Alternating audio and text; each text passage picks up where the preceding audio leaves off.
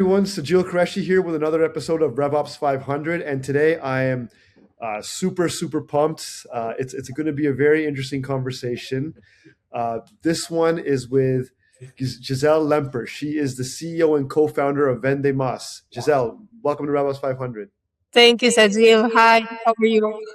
Yeah, doing okay, doing okay. I'm actually a little nervous and a little excited for this conversation, just because I mean you and I have known each other for a bit, but we've known each other, but we haven't known each other. But I just kind of wanted to really get you in as we could talk. And yeah, why don't we just get right into it? So, what is your biggest mistake?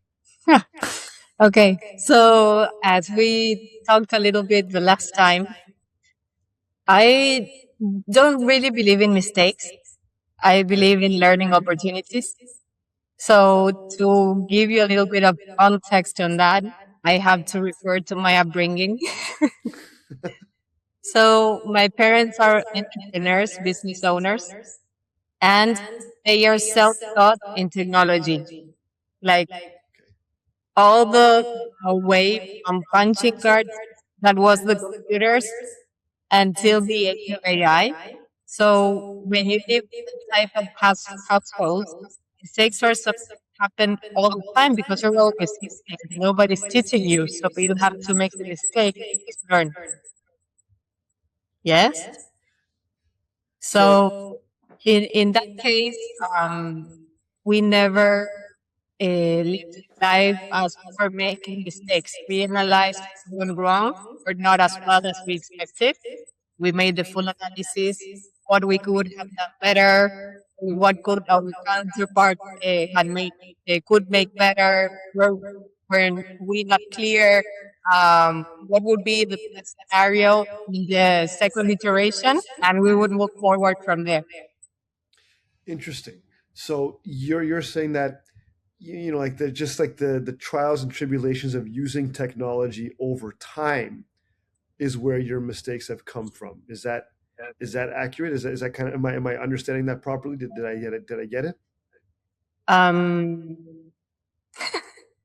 I don't believe in mistakes in the sense that we're always learning. And if you want to learn, you have to make mistakes. Rarely you do things perfectly the first time. So if you change the mindset, you have a, because imagine a founder and I have to learn everything based on experience. If you're making mistakes, fine.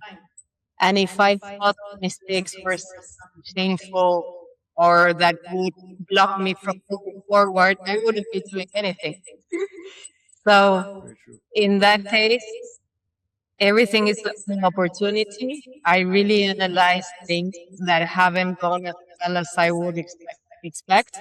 And based on that, I make projections to make it better for the next time I encounter the type of situation. Got it. So your mentality is that they're not really mistakes; they're just learning experiences in a way.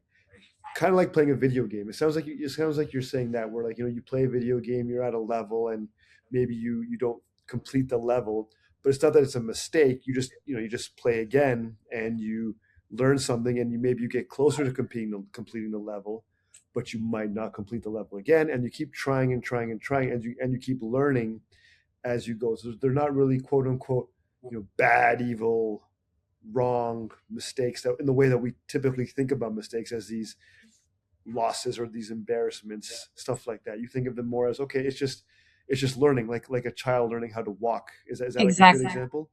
Yes, absolutely. Okay.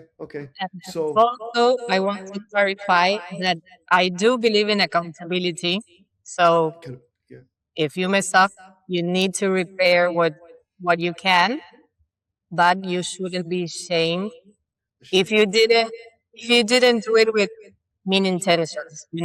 Everyone, we're all humans, so we're making mistakes since we get up till we go to sleep, even sometimes in dreams. yeah.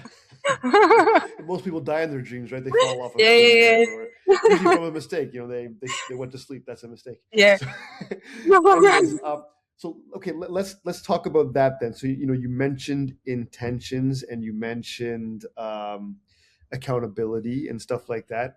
So how does something like accountability work? I mean, like you know, we talk about intention. Like you know, my intention isn't to you know to harm, right? But there's a saying that the road to hell is built with good intentions. Hmm. Right? So how would you how do you respond to something like that where people say, look, I didn't you know I didn't mean to you know to for this to happen, but it happened based on things in my hands. Yeah. How do you respond to something like that? Well, when you're in business, the first step is setting expectations, agreeing on deliverables, on the team involved in working, and all those sort of things. So that's the first step. Then, when you're down the road, things can happen, and sometimes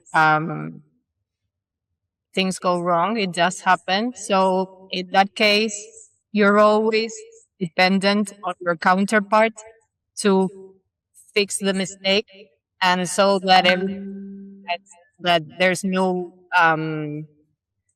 trying to do wrong. And when you have that type of dynamics with your counterparts, uh, it's easier to fix whatever could go wrong so that you can go to where you wanted to go in the first place. Okay, it's such an interesting thing, right? I mean, like it's easy to say, yeah, in business, you know, we have counterparts and we have to set the expectations and all those sorts of things. But as you mentioned in your first answer, we're human, right? So, you know, and you know, you run an agency, you're a partner consultancy. So I mean, you have one expectation, right, which is probably high expectations, right? Most people don't have low expectations. You have high expectations, and you know, you might want to drive this car you know at 100 kilometers per hour, whereas maybe other people want to drive it at 70 or 60 kilometers per hour. So how do you make that connection? How do you make the bridge then? What do you do? Um, I'm not sure on your question. Can you reframe it, please, so that Yeah, I? yeah. So like you know you might, let's say for example, you have high expectations, Yeah. and for you high expectations means you know going you know working crazy hours, let's say Hmm. crazy hours, or just it's your name on the door, right? You know it's yours, right? You're the business owner. Whereas maybe your counterparts or your teammates, they're not as you know as married to the mission Oh, as you are. yes. So but you know they say it themselves, they have high expectations of themselves, but you have high expectations of yourself and them and what they're going to do for your clients and for themselves and everything else in the middle, right? So how do you how do you you know keep the expectations level, I guess? Yeah. So I think alignment is everything. Um, Personality, values, um, what a happy customer looks to you and looks to them. So values are very important when you're working with people. That's kind of a strong hint on how things are going to go. So if you're typically kind, if you're typically honest and um, hardworking and everything, and you work with someone like that, I guess the expectations, um, they can always be a little bit off, as you can always expect more than, but I guess it will be met. But if you're very hardworking and you're very responsible and you work with someone who's the exact opposite, that's going to be a crash most often. But you know, like so that's it's hard for me because it's hard for me to understand that because you know I think everybody would say, and you've been in, I'm sure at Vende Más you've interviewed lots of people for roles and whatever, and you know they all will say I'm a hard worker, I'm an honest person. Nobody raises their hand and says, oh, pick me, I'm not a hard worker and I'm a dishonest person, right? I mean everybody will say that, everybody will feel that they're a hard worker, but even then we're human, right? And even if our best intentions are there, we still, don't work together with everybody. We don't work well together with Mhm. everybody. Mhm. And we learn, I'll use your term, those are learning mistakes, learning lessons. Okay, these are the type of people I like to work with, these people I don't like to work with. Yeah. uh, so how do you, I guess how do you separate that? How do you separate the they're all hard workers. Everybody's a hard worker. I mean, you are, I am, your team members are, my teammates are for sure. But yeah, I mean, I do work better with some teammates than other teammates, and I'm sure you do too. I mean, so how do you get through all of that? I guess is what I'm trying to say. Well, yes, working with other people, it's always a challenge. Yesterday, we were having a joke with one of our clients that she was trying to set up um, buddies that are based on ChatGPT as teammates. Yes, Okay. it's a real challenge for everyone, and I guess it tests our patience and our tolerance level and how much we're willing to teach and learn. It is a challenge. I always see that people that push our buttons the most are our biggest teachers. Yeah. So if I want to get out of that lesson quickly, I try to understand really well what they are trying to show me or to teach me so I can move forward on another direction. Uh, yeah. Interesting, and it's funny. Like, you'll see, like in history. I know this is in world history, right? Like, that people will. Some leaders or some teams are comprised of people who they just do not agree with at all, and they agree on the important things, but they're not really like fundamentally on like how to solve a problem. They have different ways of doing it. Like, maybe you would say that to solve this problem we need a hammer, and I would say we need a screwdriver. We both are hard workers, honest people, sincerely looking at the problem in the same way, but I would say screwdriver, and you would say hammer. Mhm. And I'm just wondering, like at Vende Mas, I mean, do you how would you describe the people that you typically work with on your team? Are they like are they, do they think like you? Are they like mine? You're shaking your head no. So No. they're more like, we need this is a screwdriver, not a hammer, and you say this is a hammer, not a screwdriver. And do you have that kind of like back and forth conflict inside the agency and the consultancy at all, or how does it go? Um, like each of us have a hat and we complement each other very well. Like, for example, uh, I'm very good at the creative process. When it comes to, I don't know, something related to uh, technicism or I don't know, other things that are very, for example, building processes that are very complex, I'll go to my partner and I'll say, hey, I need to get this done. And then I move out of the way Okay. So, because I won't, I shouldn't do everything. And so sometimes you need to trust the experts and say, hey, I know you do this best and that's why you're here. So just tell me what you're going to do, tell me why, and show me during the process how this is moving forward, and I trust you. And that's basically how I deal with that, I guess.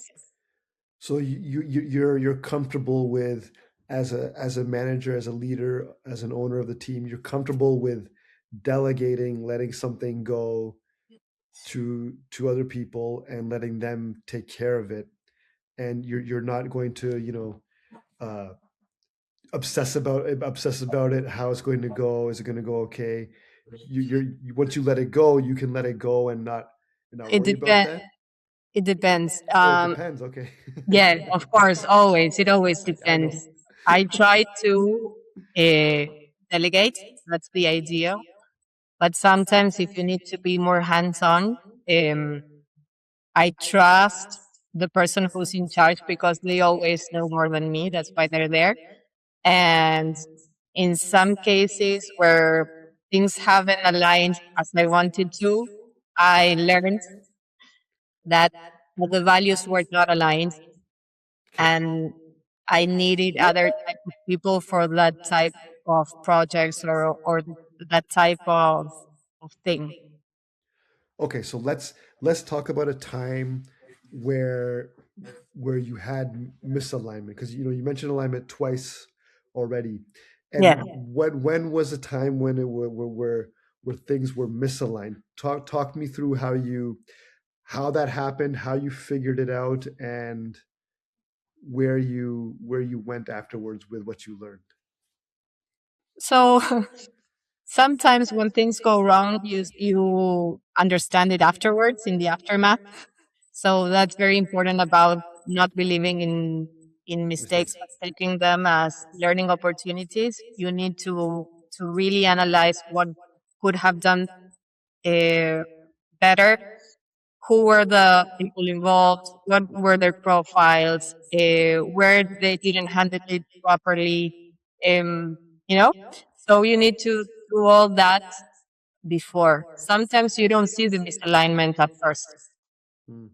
because they sell themselves very well, or in the beginning the project didn't seem that way, and then when you started working, um, there were things coming up that weren't presented in the beginning. So you know how things can happen in projects and technology projects. Sometimes they can appear one thing, and then when you start, it's something.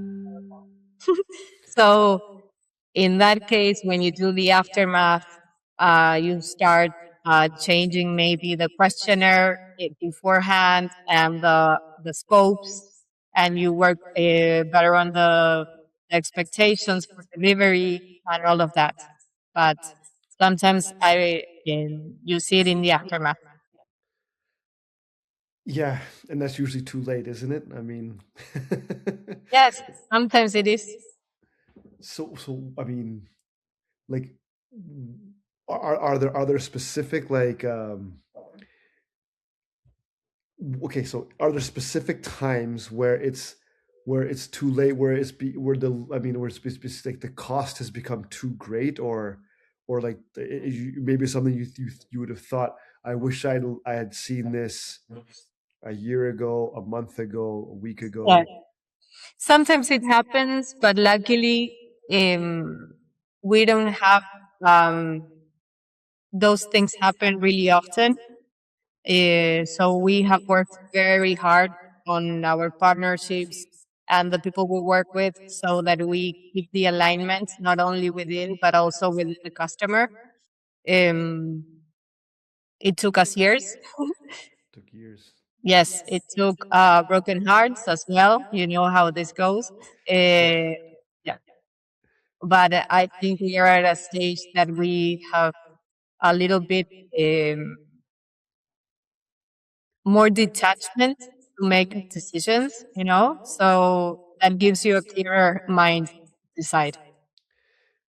Yeah, it's funny you mentioned that broken hearts, and you need to have a bit of detachment to see things clearer. When time can detach you from the situation, you see it differently, you see it better, you see it for what it was, not necessarily what it felt like, right?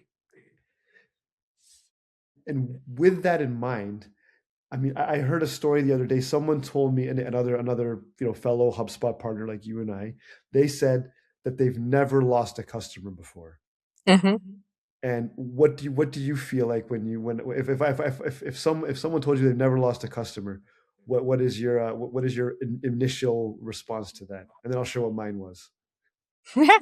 So I would ask you how many years of experience they have. Yeah, exactly. We're both nodding our head for anyone who's not watching the video. But yeah, how many years experience do you have? I mean, how long have you been in this game for? I mean, where you haven't lost a customer. Like that's kind of what it is, right? The longer you do this thing that you and I both do, it's inevitable, right? You It's will inevitable. have mistakes, or learn. You call them, I call them mistakes. You call them learning experience. You will have learning experiences, and you will learn on the customer's account and on your team members' accounts and stuff like that. But yeah, people who say that they've never lost a customer, or they've never done that, that's their way of saying that they're not in one way, to me, they're saying they're not learning anything, because if you're not losing customers, maybe you're not taking enough risks or something like that. Exactly. Exactly. Is that what you see too? That they're not maybe taking enough risks at all, or the risk profile is too low? I wouldn't have an opinion because I don't know the person you're talking about or Sure. their case. But yes, so we are supposed to learn all the time in life, and business is part of life. So um, you can get pressure to move forward in another direction from your, I don't know, from your boss, from your partners. When you need to do that, you need to learn. So, and also, um, alignment doesn't happen all the time. And in the cases that it doesn't happen and teams don't get along, uh, breakups can happen as well as in life.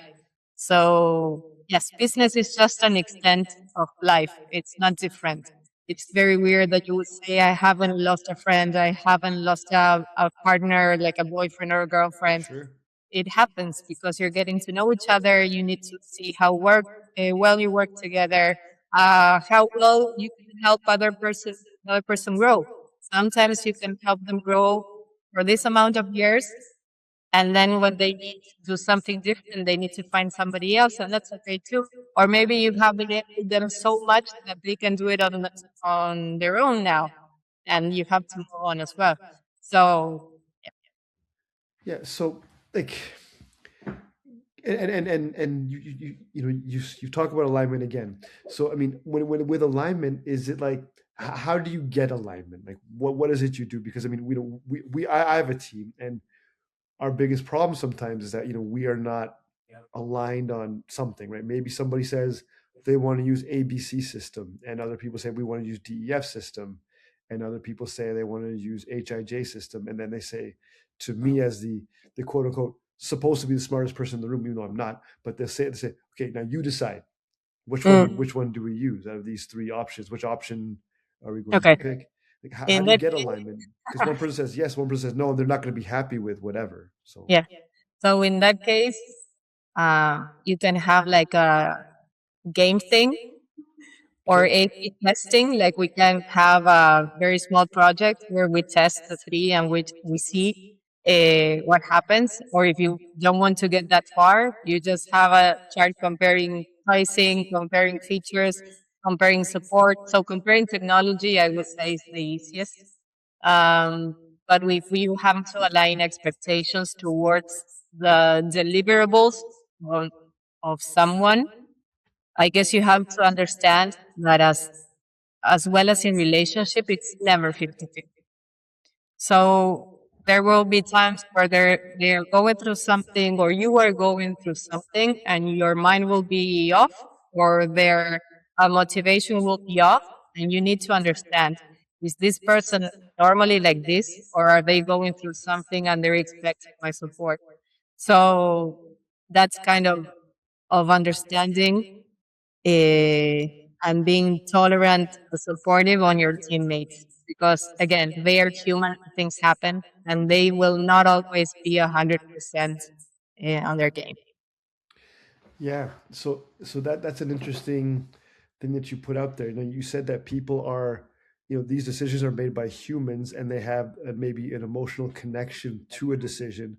But that emotion is coming from maybe something at home, or somewhere outside of work, and you are the boss, and they're looking for support from you for that thing, directly or indirectly. Hmm. So like, let's talk about that. So let's say, for example, you say, okay, we're going to do accounting with ABC terms from now on, and the Hmm. person might say, I don't like those terms, I disagree, we should do it another way. And but you say, no, I'm doing it this way, and that's final.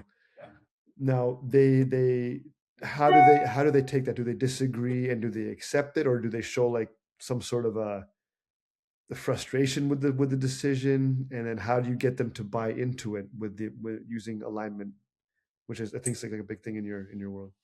Again, with relationships, there will be breakups. Sometimes they won't be on board, and the ones who are in charge of the business have the most pressure, and sometimes there won't be alignment or consent when making the decisions because they all fall on the head of the leader, and that's like that. Eh, Nobody knows it unless the boss, let's say. Um, but in other cases, yes, consent can be made, and the idea when it's discussed amongst others and different profiles can get a lot richer. So something that you thought, hey, it's going to be this, ends up being like even a new product. You never know. So I think that's great about discussing and getting feedback and input from everyone. It can get so much better than if you just say, hey, this is the way it goes. Is there a limit to that though? Like, I mean, is every decision a democracy, or is it more like sometimes it has to be like, okay, look, I've heard that you want to eat a burger or soup or pasta. I've heard three different options, but now we have to choose pasta. And the people who wanted burgers, of course, they're going to be upset about it because they wanted a burger. Now they're ready to pasta because Giselle is the boss and she listened to all three options and she chose pasta. So how do you get around that? I mean, how do you deal with the people who are upset that they don't get burgers? That would be like with your children, you know? Yeah, kind of. There's human. Eh, well, sometimes it is what it is. Now you lost this one, and probably you will win the next time. And the world doesn't always go your way, and that's part of a mature team. They need to understand that's that sometimes another one's decision or opinion was better for X thing, and okay, and maybe next time yours will be better and will be the one we go with. But for now, this is the one that we thought was the most suitable for the place we're at right now, the resources we have, and the time we have. So, thank you for your tolerance and your flexibility and being on board with this new idea that I know it wasn't the one you wanted, but it's the one we are betting on. So I hope you're still on board with this, you know? So you do get to that point and you say those things, and does alignment happen automatically with that, or is it you're shaking your head no, right? So No, how do you do it? I it's mean, like, very tough. Like human relationships are a challenge. We're always learning. Um, it's a constant learning experience. When you think you have it all figured out, someone new comes about and boom, it shatters all what you thought was right. So you never have it all together. okay. That's why you don't have to be ashamed or regret mistakes, because that's the one thing you will continue to make all your life, mistakes that take you to the next mistake that was your previous learning experience, or your next learning experience, which takes you to where you are now. You are based on mistakes that you made previously. Yeah, that's so interesting. And you mentioned now earlier to how business and life are basically the same sort of thing with just a different, maybe a different color on them, different shades, and or a remix. So like Yes. I mean, and it's funny that you mentioned that because when we're talking, like we if you say the words like sibling, parent, partner, uh, boss, client, right? They all could be different people, but for you, they all represent the same thing. Like a sibling or a child. We all know what that relationship is like. A boss, we all know what a relationship is like too, right? And so people do when they do talk, they do say words like, "Oh, my boss," and we all know kind of what that person would be saying. Like if you're at a restaurant with somebody, say, "Oh, my boss is like this," and Mm-hmm. my boss is like that. People get around, they talk about bosses all the time, probably, and they there's like a compass, there's like a frame of reference that people have for these terms and these titles that they give people in life. And sometimes they change, like you say, breakups happen in life and in business. Sometimes they don't, right? So Mm-hmm. like how do you feel with that title? Like take me back to the time when you first became a boss, okay, and you know you were not the employee, you were the employer. And what was Yeah. that like, and what was that transition like? You said I'm or just said. so I hate to say that I'm different, but I don't give too much attention to titles either. It's not that I want to present myself as different. I just had a a different upbringing than most people. So sometimes my way of growing up was different, so I see things differently now. So I'm not impressed by titles, nor the ones that I have or the ones that other people have. So again, uh, the ideal collaboration for me is two people that are exchanging ideas and trying to solve problems, and it doesn't matter their position on the pyramid, or yeah. Mhm. So for me it's the same. If when I tried to be the boss, at first I tried to be the boss, I felt horrible. Why? What made you feel horrible? What made you feel horrible about it?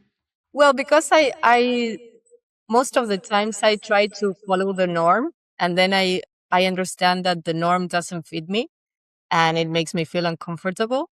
So I was trying to be like the boss, that tells you what to do and expects obedience, and that, I mean, it's not me. It felt horrible for me, so I tested it for like a month. I thought, this is not me. If being a boss is this, I don't want it. So I said, hey, I can be a different boss. I can do, like, they are. I think also it's the new type of idea that we are all collaborating together, so they're all collaborators. The idea is that everyone's opinion is important, and that should be reflected in how we talk to each other. Yeah, and do you think just in your in your daily experiences or at work, you know, Vende Mas, I mean, do you feel like that people who are like the boss by title or authority or whatever, decision makers, as they call them in the bicycle, do you feel like they really embody the stereotype of a typical boss when we think about a boss in like a cartoon way or in like a movie way? Do they really do they are they stereotypically bosses, or are they a different personality than you might be? So typically we work with innovators, like people that are early adopters. And the great thing about that is they kind of have the same way of thinking that I do. If you really want to innovate and grow and try new things, you need to listen to new ideas. So that's the opposite of the typical boss. They are always listening to ideas, telling you, hey, you're the one that knows this. Tell me what we should do. And then, like, they use their managing experience on how to present the idea to sell it better, or what could be upgraded or improved. But, but they let their team collaborate. So those are the best experiences. Interesting. And like it's because like you know I know we're getting on like a on a different topic a little bit from mistakes, but like you know when you think of the term boss, you always think of like a it's like an antagonist. It's like a it's not like a it's not like a very warm term. It's not a very Yeah. warm thing to say that. Oh, usually it's like a it's usually used in a negative way. But I mean, you know, bosses are human, right? They are Yeah. human, and they have the same needs, wants, desires as anybody else does. But we know we here we are, you know, we still struggle with that term, right? Like being the boss, or having to be the one to make the decision, or being the one people even count on, you know, Yeah. for advice or support in an emotional situation, right? So, I mean, how do you deal with all that? Because you know it's not easy being in your chair, right? It's not easy. So in my upbringing, my parents are business owners. So I was always perceived as the daughter of the owner. It wouldn't matter what I did, how well I did the things, how much I cooperated, how much revenue I brought into the business. It was all because I was the daughter of the owner. Mm. Sorry. And I remember once uh, one of the people working with me updated a CRM record and she put the name and on title she put son of the owner. That was the Oh. title. and then it Son of the owner. and then it hit me. No matter what I do, Yeah. the idea is fixed on their head so I can be free. Mm. The same happens with being a boss. So the people who see you will see you and respect you because you're you. And the people who won't, don't waste a minute there. Because it's because they won't see it a different way. Is that why you don't waste a minute there, or what? But I believe it's very easy to see the boss uh,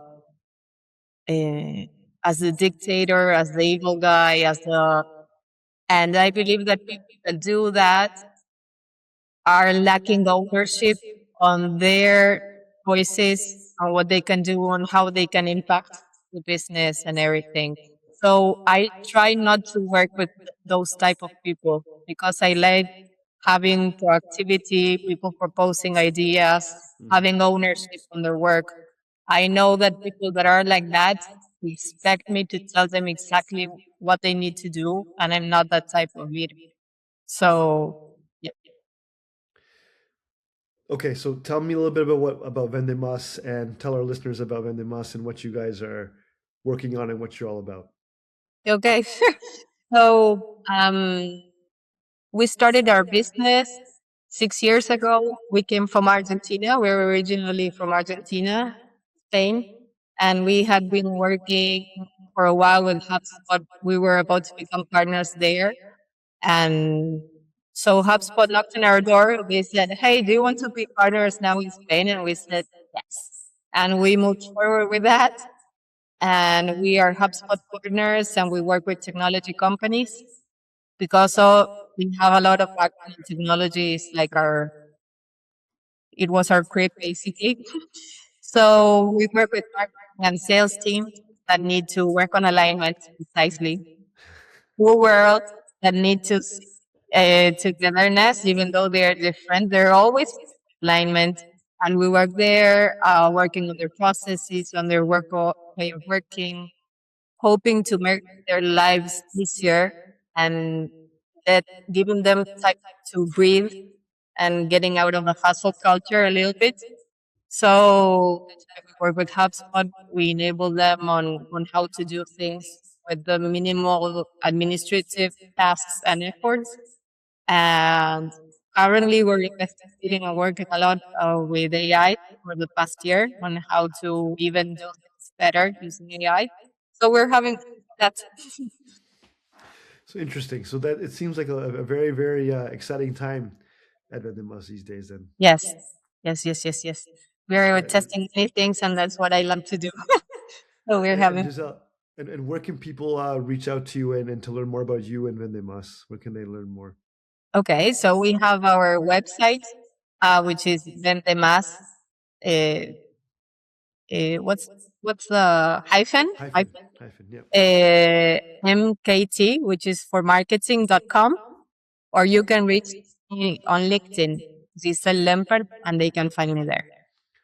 Okay. Well, I mean, Giselle, this was a fantastic conversation, as Thank you, Leslie. expected. As expected. I Thank mean, you. you have very unique perspectives on things, and it's always great to talk to another owner about the different trials and tribulations about being in that seat. And I like how you use alignment to handle things. And you're the first guest ever on Rebels 500 to say I don't make I have learning experiences. I don't call them mistakes though. So kudos Yes. to you on a very creative answer to a very very difficult question. But well, I make mistakes all the time. I'm very aware of that. Don't think I don't. Absolutely. I mean, I hope what I wanted to say was clear. Of course, I Yeah, yeah, make. yeah. Yeah, Yeah, no, it was a very creative way of having the discussion, and I I like how had you a did very different upbringing. Very which different. is great, right? This all people are different people, right? So Yeah. it's great. But anyways, if you liked it, if you're listening out there, please check out Gisele on LinkedIn or on the website Vende Más, and yeah, give her a shout. She's a very interesting person, as you can tell. And thanks for listening. This is another episode of Rabos 500. Take care, everybody. Thank you, Sajeel. Thank you, Gisele. Ciao.